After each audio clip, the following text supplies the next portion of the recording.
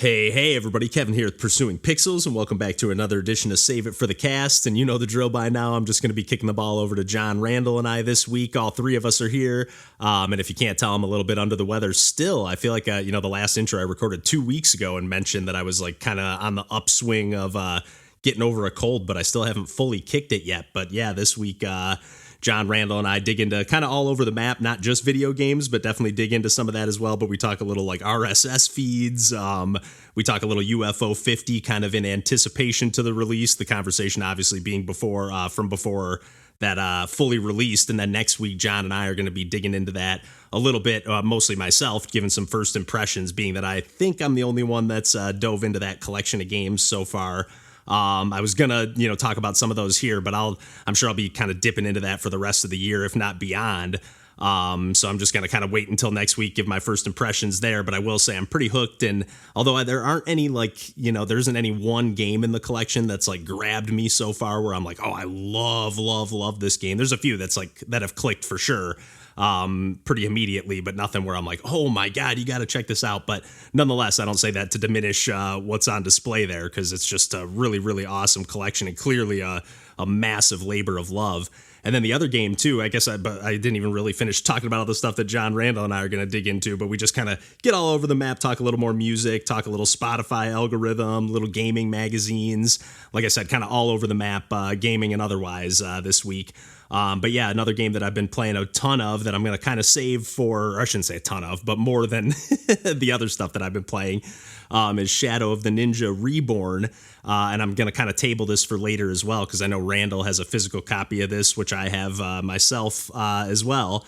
And this is the fourth game, I think, from the team that's released the Wild Guns, Pocky and Rocky, and Ninja Warriors or Ninja Saviors. I always get the original and new name, but they're like those retro reimaginings that we talk about all the time on the podcast. And yeah, this is the fourth one in their kind of series of these, I guess, if you will. And it's a remake or reimagining of an NES game that's actually on the NES. I guess apparently I'm digging into this a little bit here. But it's on the NES, online selection of games on Switch.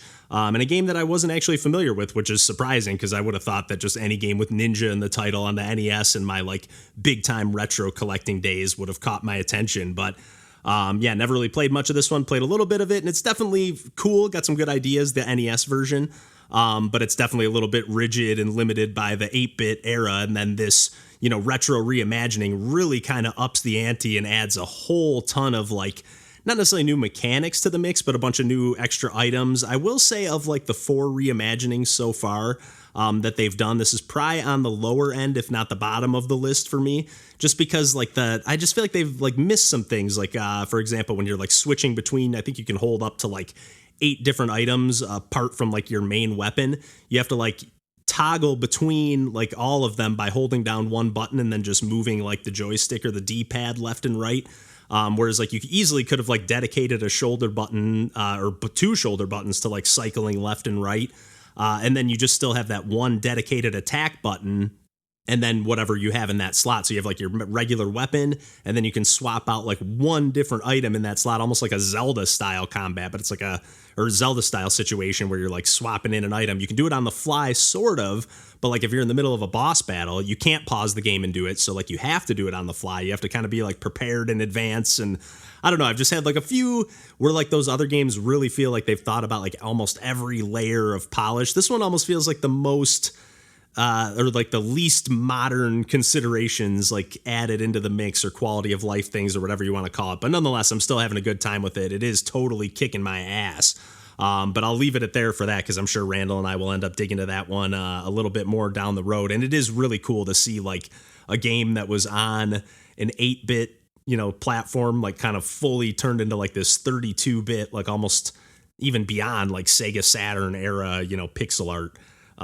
Just really, really cool to see. But I guess some of the other stuff that I've been playing both on Switch and on Steam lately, I just decided to after scooping up UFO 50, I realized I had some PayPal or money sitting in a PayPal account, and I was like, you know what, I'm just gonna clean up and buy a few games that are either on my wish list or have just been sitting there waiting to scoop up. So one of the games that I did finally grab, that I've been wanting to grab for a long time, kind of have always held out for this to come out on consoles, and I think it might be on Xbox or PlayStation or something, but I grabbed Dustforce DX and partially grabbed it on Steam because I think this DX version is only on the PC release, but I've only played a tiny bit of it. But I will say, like, I was expecting to like immediately be drawn to this one, and it took me like after playing the tutorial, I was kind of like, I don't know how I feel about the movement and the controls. Like, it's a little weightier than I expected it to be because all the gameplay you see is like people speed running, and even in the trailer, it's just super fluid movement. But once you got into the levels, I felt like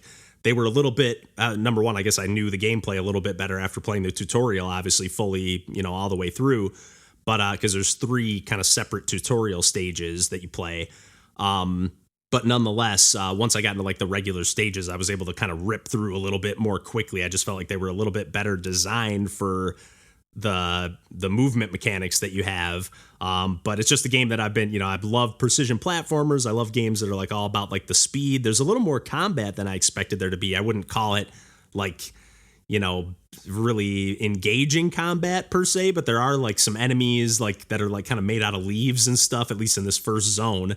And you just kind of like, even like, they're like, they're really cool, like designs. Like one of them was like a bear made out of leaves kind of, and you just blast them a few times with your broom or whatever, a few different characters. I think there's 4 different characters that all have slightly different weapons and stuff, but they are, clean up utensils, tools, whatever you want to call them. But nonetheless, it's basically the same gameplay. But I really did enjoy that after I played, just a handful of levels, and I'm really looking forward to playing some more of that one. And another game that I scooped up on Steam as well, partially due to recommendations in our Discord over the last pretty much since the game came out. The game's called Mosa Lina, and this is from Stuffed Wombat, and it's like Mona Lisa, but just scrambled up a little bit. But they just released a new update for the game, and the game's only $5. And I will say it's like a little bit like right off the bat, it's hard to get into, at least for me. It's kind of like not a precision platformer, kind of like a puzzle platformer. Where you get like one, actually our pal Turd Boomerang in the Discord like really did me a favor by like number one being the one to recommend this game to me, but also like kind of explaining like the structure of the game, because you basically I think there's like 30 different items that you can get in total, but like on any given run, if you will, there's like 10 or 12 stages that get randomly selected, and then 3 of the or like 10 of the 30 items get selected, and then on any given stage you get only 3 of those to work with, and it just keeps kind of like randomly throwing you along the 10 or 12 different levels until you beat them all, and then it makes the final stage you have to clear like a slightly more difficult version with a few extra pickups beyond like just the 3 that you start with. But yeah, I've just been really enjoying, even though it's like a little frustrating, a little clumsy, like being that it's a platformer. And again, I would say more of a puzzle platformer. There's definitely like the controls are almost like purposely wonky. Like it's a little physicsy. And the physics system is like, I can't fully, it's not as predictable as I expect it to be all the time. Like, cause sometimes you like basically have to touch any number of like given fruit on a stage. Usually there's just like 1 or 2, maybe 3, but they're really tricky to get to. But you might get like a gravity gun where you like shoot a little, rectangle area that, just stays on the screen that like will kind of updraft you, launch you upwards in the screen if you kind of land in that little window or end up in that little window. Or you might get like a butterfly. Like all the tools are really kind of random. You get a butterfly that like you'll see a little cursor on the screen. When you use that tool, you'll teleport to where that butterfly is, and then the butterfly just kind of randomly flies around where you were standing in that general area, but it might move away a little bit. And then after a certain amount of time, you'll like teleport back to where the butterfly was. So you might use that to like clear a gap that you wouldn't be able to jump over, but like, shoot yourself across or teleport, and then you'll warp back after you touch the fruit. But like, if you shoot the fruit with a spear, it'll fall down from the sky, but you might be able to also, I think you can also collect them by just launching them off the screen. They're all like single screen levels. But it's just like a really interesting game. Like, even though I was kind of like almost like beating my head against it right at the start, it was like very much like capturing my interest, because I was just like, wait, what's the structure here? What am I supposed to be doing even? Or I don't know exactly how to explain it, why it's captured my attention, because I won't say I'm not going to give it like a full, throated endorsement, but I will say if you're like just interested in game design and like game mechanics and just curious, and again, it's only $5, so it's hardly, a steep investment. It's definitely worth checking out. And then I guess one more game I just wanted to give a shout out to. I've been playing a few other things, but on my Switch, to just jump away from my laptop here, I just scooped up Swordship, and I recently downloaded the demo for this one and checked it out, and it's normally $20. And then like a couple days later, it went on sale for I think like $6 or something like that, maybe $8. But nonetheless, I was like, oh man, I was already like thinking about grabbing it at full price, but I'm definitely going to snag it at this deal here, or the sale price. But nonetheless, I really thought the demo played great. Apart from like the loading time is a little bit long, like the initial loading time. Once you're up and running, firing up a new run doesn't take too long or anything like that. It's an arcade roguelike bullet hell dodge 'em up. I would say in the early goings, it doesn't get too bullet helly, but it definitely gets super difficult, and I can only imagine it gets more hectic as you get further into the game.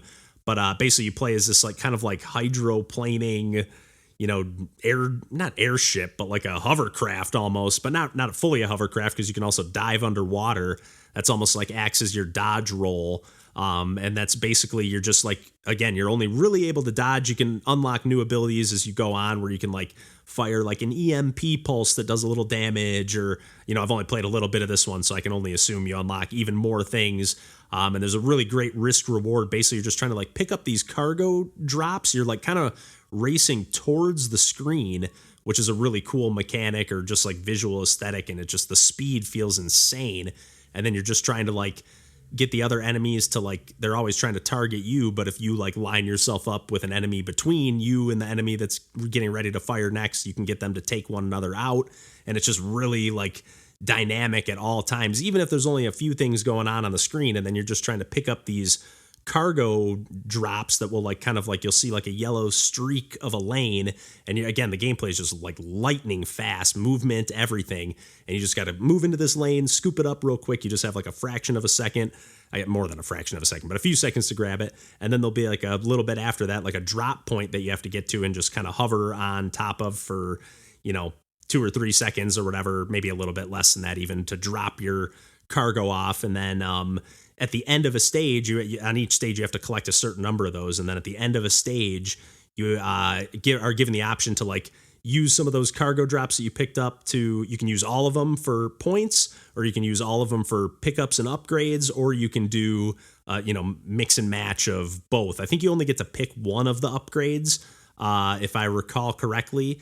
But yeah, this game is absolutely whooping my ass. Like I said, I probably would have played even more of it by now, other than the fact that the loading time is just so long. So like, I really got to be in the mood to like, okay, I really want to fire this up, and I'm planning on like sitting down and playing some games for a minute.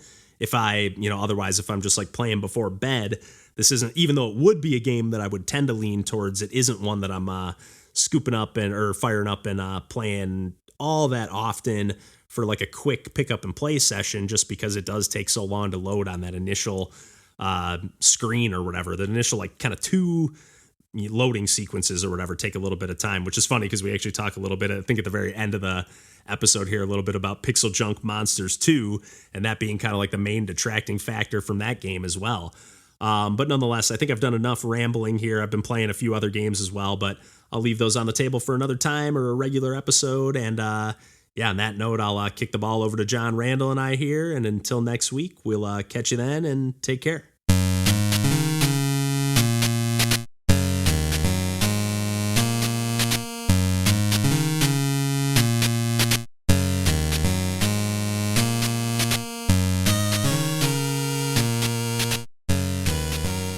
So this is however many times I've said this. I've started collecting RSS feeds again. Nice. On InnoReader or InnoReader. I don't know how you pronounce it, but like co-host the spin-off of Twitter that was run exclusively by queer communists is shutting down because... Yeah. Wouldn't you know it? That's a really hard demographic to make money, make sustainable money off.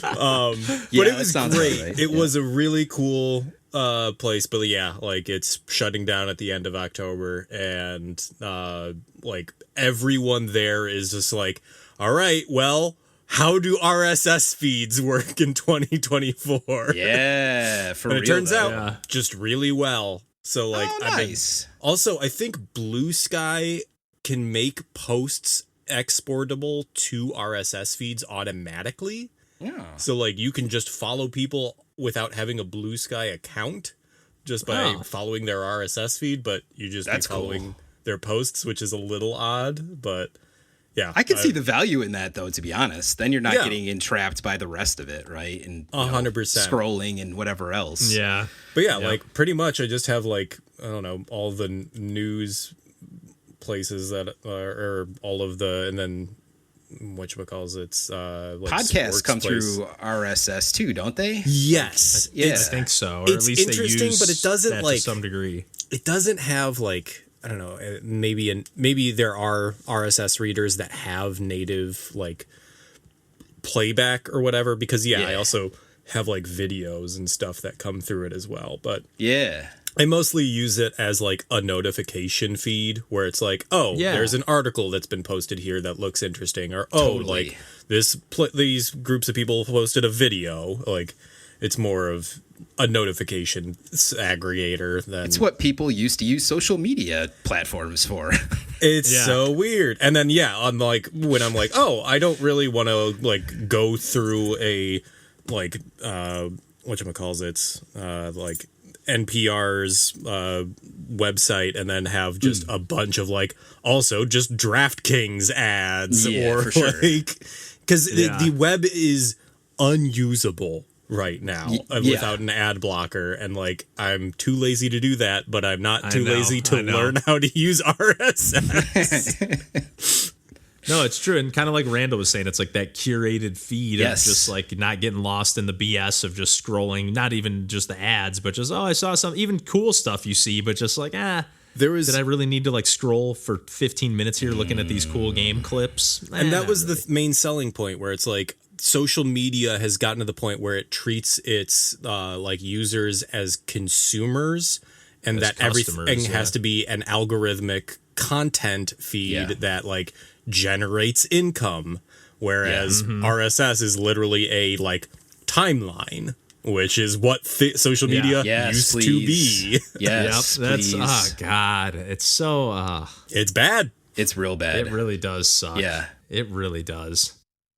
Depressing times, man. Mostly I find out through like email of like, that's right, that Kickstarter, or that's right, like that project or whatever else. Like that's how I'm getting stuff through the noise at this point. Same. I can't even keep up with email anymore, man. Yeah. I could see. Well, you probably have like way more, or like, do you have like anything separated? Like have things I made a new email account like when I started looking for jobs, because I was like right now on my main, or maybe this is all three of my emails combined, or like the Pursuing Pixels, like my personal, and then I think I might even have like the boss fight one linked to this phone still. But right now on my like icon, it says I have 27,359 emails unread. And I'm just I literally just don't even look at my email unless you tell me, hey, I'm going to send you an email, or hey, expect this email, and I just don't even look at it. I refuse to get an email app.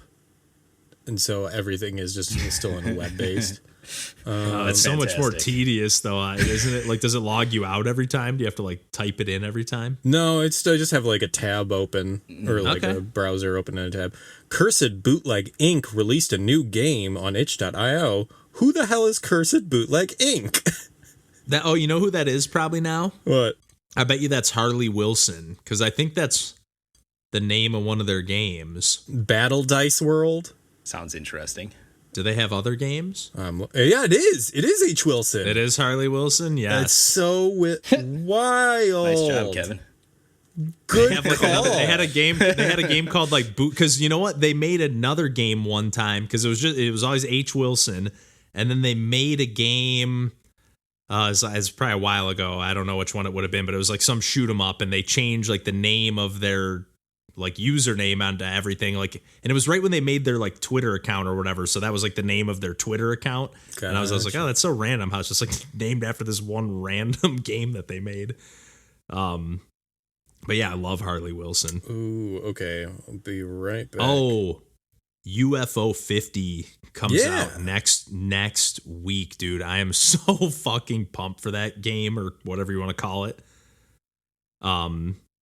Are you familiar with this, Randall? Oh, of course not. Okay. Oh no, I just know it from you posting about it. I don't actually know anything. I have not seen it. I've not heard. So I think there's like 6 total developers, but it's like, I know it's the main developer of Spelunky. Oh, the developer of Downwell. Oh, geez. And the developer of some other game. I don't remember. And I think some of the other people are like maybe people that they've worked with before, like people that work on Spelunky and stuff. Yeah. But they literally it's like a fake retro console with 50 games on it. Yeah. And they're all like kind of like 8-bit style, like retro games, but like with like a little bit of a modern flair. Like, you know how these like indie, Oh, of course. you know, like modern flavor twists. They're doing and their stuff own version of like an Action 52 cartridge sort of idea. Yeah. Yeah. Yeah. And I think like half of the games are multiplayer.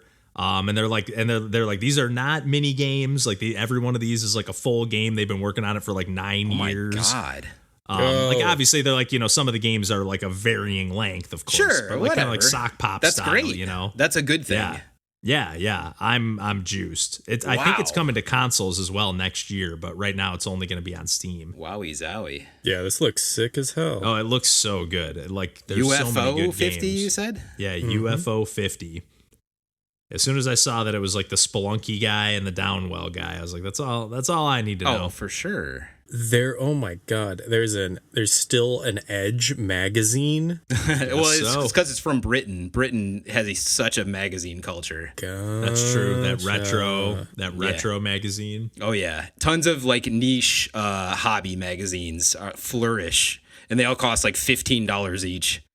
I know. I wanted to get into UK. that retro magazine so bad, but I was just like, I just can't afford this. Retro Gamer UK or whatever it was. I know, and then I'm like, what am I going to do with these afterwards? Like, I know. What am I supposed to do with this? I put 'em on a can't. shelf. I have a box. Admire the spines. Oh my God, I need to pull out my old Game Informers. That's That's a got relic. 'em? There you go. Yeah. yeah, they're collectible. those are double-digit editions. There you go. I gotta admit, I'm a little bit mad. I got rid of all my Nintendo Powers, and I ripped all the posters out of them too. So I think I still have. I think I have. No, I ripped them out as like a kind of older adult. Yeah, you were an adult. But I think I still have the posters somewhere, but I don't have the whatever it was. Do you guys know what a flat magazines. file is? A what? Yes. A flat file. It's like it's a whatchamacallit, file cabinet, but like it's like Photoshop Yeah. sort of concept. it's for prints and stuff, and like galleries have them. Yeah. And like we have reached a critical mass of owning artwork now, where we just do not have the space. I can hang imagine that. all of Yeah. it. Yeah.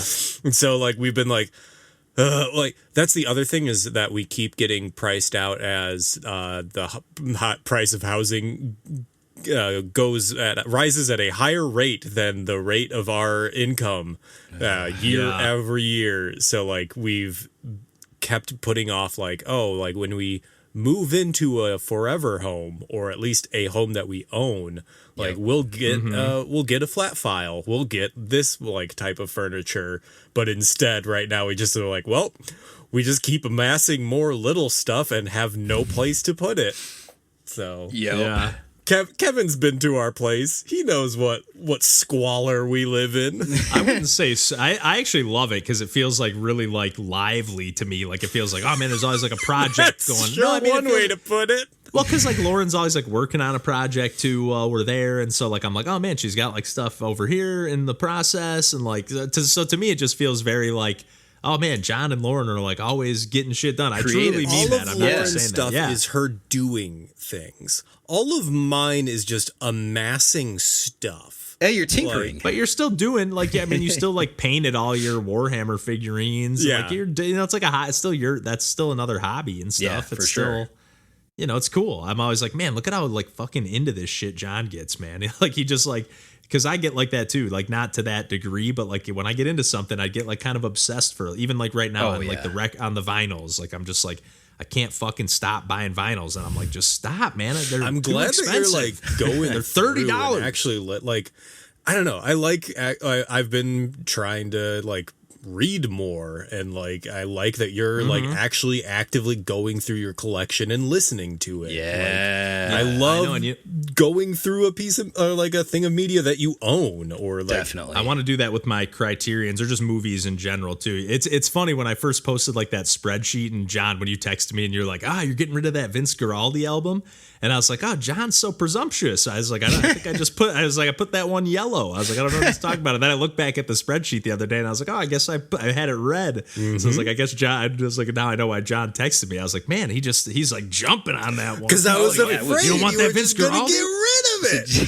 Just Vince Guaraldi just trio? Remember, what are we talking here? Yeah, it's like I think it's like the first album. The blue one, it's not like it's not one of the Peanuts. Yeah, he's like kind of just like laying on his side. I remember like skimming it one time. A nice sexy pose of he's just like sprawled out. You know, like what's his name? Not Kurt Russell. What's that guy's name with the mustache? I imagine Burt Reynolds. Burt Reynolds. Yeah, I'm sure. Yeah, I'm sure. Playgirl. Been there, done that. But no, I started like deciding to whittle down my records because I like put them all on this new shelf that was with like that leak situation in my apartment. Like this other area started getting kind of not wet, but I was like, I'm just worried. That's right where my records are. And some of them were on the floor. So I was like, I'm moving them to a different shelf. They actually fit on this perfect, but it's like literally packed pretty much full. So I'm like, okay, well, I got to weed some of these out. Like the first one that was like kind of a surprise that I want to get rid of. But the first Arcade Fire album, it's the only album that I own from them. And I like put it on and I was like, I don't not like these songs, but like they're all kind of just really repetitive. I don't know when I'm ever going to like sit down again and go, I really want to listen to this Arcade Fire album. Like, wow. Okay. I mean, granted, like half of those songs were hits and you heard them a million times. See, so that probably plays into it too. I don't know. To me, it was just like that the drum beats just were so repetitive like that. Like but that, there's that one song that's like it carries through on purpose. I know exactly what you're talking about. It carries through on purpose. No, I'm like that one song that's it goes into the French song from the. I know exactly what you're talking about. Well, like the one song, it's like a 5-minute song, and it's just like it's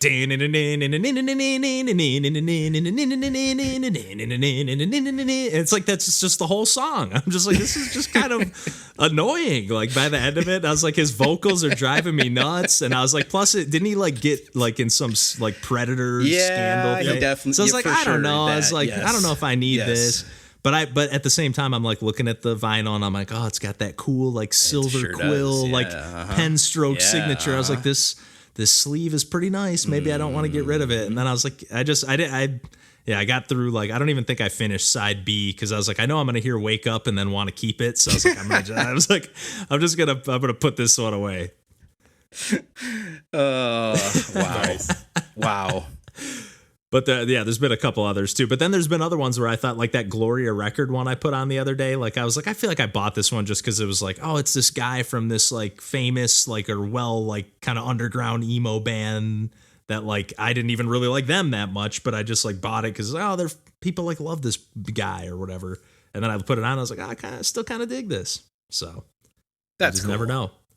Or I'll pull out the vinyl and I'm like, I didn't know this was a color. Oh, yeah. I didn't know it was on like a red and white speckle. Oh, yeah. I definitely keeping this. When it came out. Yeah, definitely keeping this. I love this album. Absolutely. What was I thinking? But no, it has been green on the spreadsheet. No, it has been a blast though to go through because part of the reason I started doing it is because I have like a 10-minute drive to work, so I literally listen to like 2, maybe 3 put a songs, record on, and then I'm like, I don't get to listen to anything. Drop the needle. Does your car keep your space on the album? Oh wait, awesome. No, you're doing an aux cord. I bet.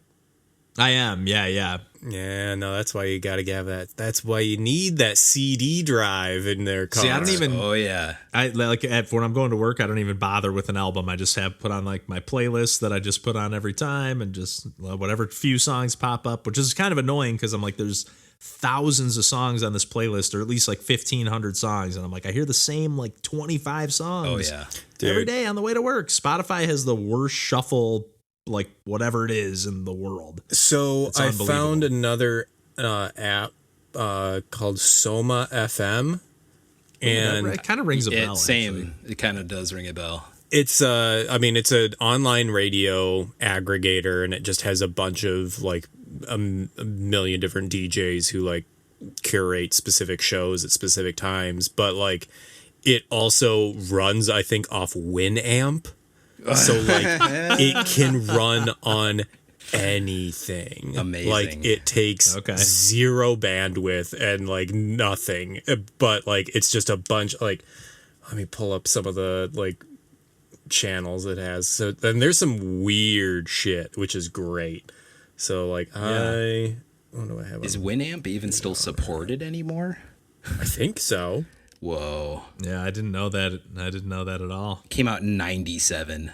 Hell yeah, download Winamp latest version 2024. Says this one link. There you go. Yeah, once you have That's it, awesome. once you perfect something, you don't change it. Still got that little green visualizer in the top left. But it's just got like a bunch of like indie pop. Like what's currently playing right now is there's Boy Genius, Rogue Wave, so many like Japanese Breakfast, but there's so many. I had to scroll to find artists that I recognized.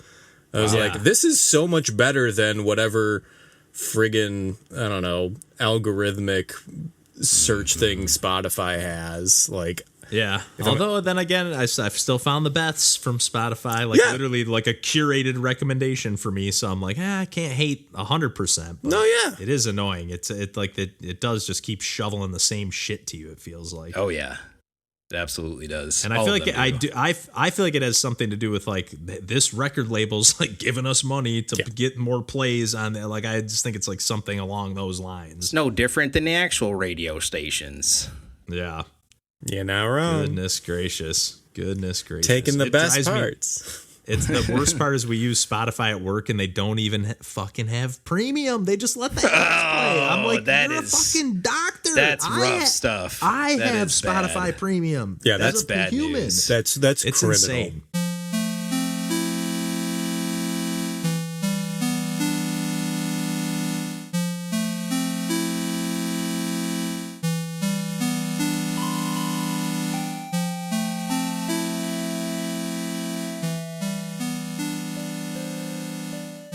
Spike Chunsoft did Danganronpa? Yes, the only thing that comes to mind for me is I think they published that Pixel Junk Monsters 2. Oh, geez, they did. You're right. Which I actually fired that up again recently for like 2 seconds and didn't really play it at all. But I was like, I like the art style of this. Me game. too. It's not bad. It chugs, but it's like there's the something loading. there. The loading time is just like insane. It's awful. But other than that, totally bad. Yeah, I do love when we get to the just like Googling developers segment of the phone call.